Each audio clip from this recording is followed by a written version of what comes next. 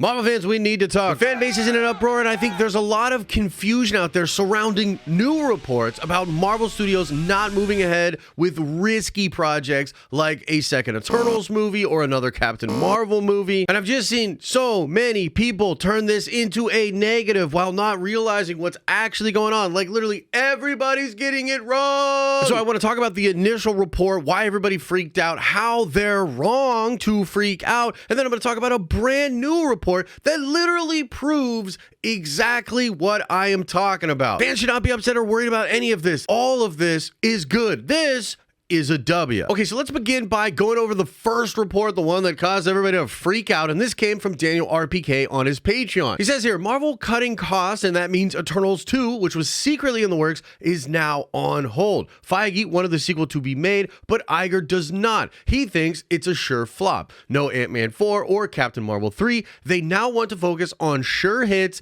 and take less risks. And the reaction was crazy to me. Like, I saw so many people talking about this in a negative way, saying this is what happens when creativity gets smashed down by corporate structure and corporate entities. I saw some fans saying Marvel's learning the wrong lessons, that it's not about going after this obscure stuff with more obscure characters. It's just about making better stuff, and they're gonna not do that moving forwards. And I think the way Daniel reported this does have something to do with the negativity that's out there. When you throw around words like taking less risk, when you say that it's because of financial reasons, it just kind of paints it as a decision that's being made out of scarcity. And I think it's fair to say that Marvel's in a weird spot. They definitely have to make some drastic changes, and Disney themselves have to make a ton of drastic changes. I mean, their 2023 was absolutely horrible. However, I think it's worth pointing out that part of the issue with Disney and Marvel currently was corporate mandates. The idea of making all of this content for Disney Plus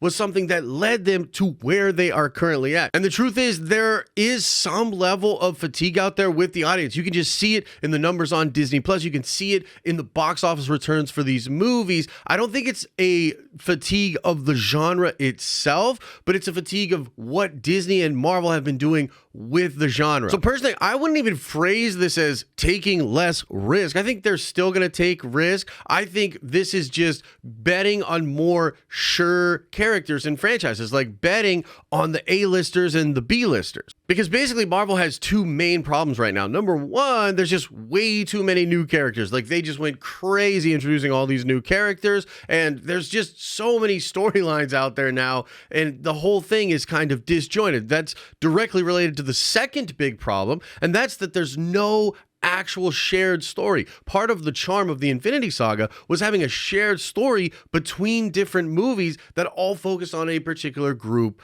of characters, and then all of the character development between those characters and the drama between them would pay off later in Avengers Infinity War and Avengers Endgame. By doing less new characters, stop like introducing all kinds of characters, and by condensing the output of movies into more sure hits like X-Men projects, Captain America projects, Avengers movies, you basically solve those two problems. A lot of the success of the Infinity Saga was based on A-list characters, movies, and franchises. A lot of the macro story was told in Captain America movies, Iron Man movies, the Avengers movies. You have Doctor Strange and you have Spider-Man, and you've got some B-level, C-level characters, like you've got Ant-Man, you've got the Guardians of the Galaxy, which did blow up, which is wild, and of course you have Captain Marvel. But the way I view that is you had really strong A-list characters and franchises that were holding everything up, and then you had your lower tier characters and franchises that were wedged between them. This is programming, and it's like something comic books have been doing for a long time. In fact, I want to show you a clip here. This is Todd McFarlane, the creator of Spawn, his epic run on Spider-Man for Marvel Comics, and this is him kind of talking about the lackluster performance in the box office from comic book movies recently and why it directly relates to this problem. There's been lots written about some of the latest superhero movies not producing as well in terms of gross at the theaters. I think there's a lot of reasons for that, right? There's no one reason. But from my observation, and I'd be curious to hear yours, one of the things is it appears to me that the world audience is sort of acting like the comic book audience, in that I get it. We can all sell issue number ones. We can all sell issue number ones, especially if they're wedged between big events or tied to big events or have characters from A-list books. So let's take Captain Marvel as an example. Put her between two Avenger movies, put a bunch of the Avengers in the middle of it. Okay, I can sell that comic book too. Give me an issue number one of Captain Marvel right in the middle of some big epic event that's going on, and I'm going to put all the most popular characters in the middle of it. I'll sell the heck out of issue number one. The question is, can I sell issue number two with none of that? Mm-hmm. And issue number three and issue number four.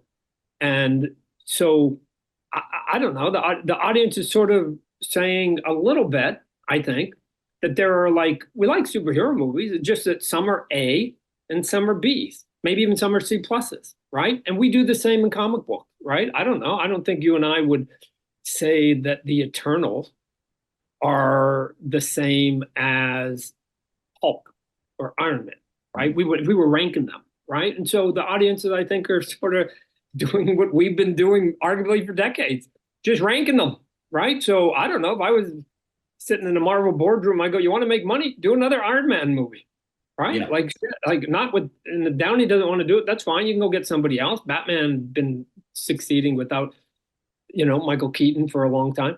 So he's an A guy to the moviegoer. So play the A guys. I think that they possibly got a bit of a false positive on Guardians of the Galaxy, thinking they could take sort of a little bit of an obscure group of characters and turn them all into A. I think Guardians of the Galaxy was a bit of a false positive, Mm-hmm. where it didn't work for Shang-Chi or Black Widow or whatever, even to some extent on DC side with Shazam and Black Adam and stuff, right? They're a tier down in our world that you and I live in. And now I think the audience is starting to say, hey, we're gonna start to rank these. So if you think about Phase 4 and the beginning of Phase 5, you've got one A-lister, that's Spider-Man. You've got a B-lister in Doctor Strange, but you throw a bunch of Avengers and Fantastic Four people in there to really juice that up as like an event movie. But then you've got like C and D level characters that are trying to fill the void in between those two movies. It's just not working. So I think it's just reflecting what has happened in comic books forever. And the most important thing to keep in mind here is it's not like those D and C level characters go away. You just don't make franchise movies about them or solo films about them. You take them and you put them into more A-list character movies and franchises. And that's why I want to talk about this report from My Time to Shine Hello. She reported yesterday, Eternals 2 is not canceled. It transformed into another project. And I believe this project will be something X-Men. I think the title of the next movie where you will see the Eternals will be an X-Men movie. And I think they might even adapt that Judgment Day storyline that they did in Marvel Comics recently. And the X-Men are an A-tier group of characters. That's an A-tier franchise. So it just makes sense to do the movie as an X-Men movie, make it mostly with X-Men, and bring in those characters of the Celestials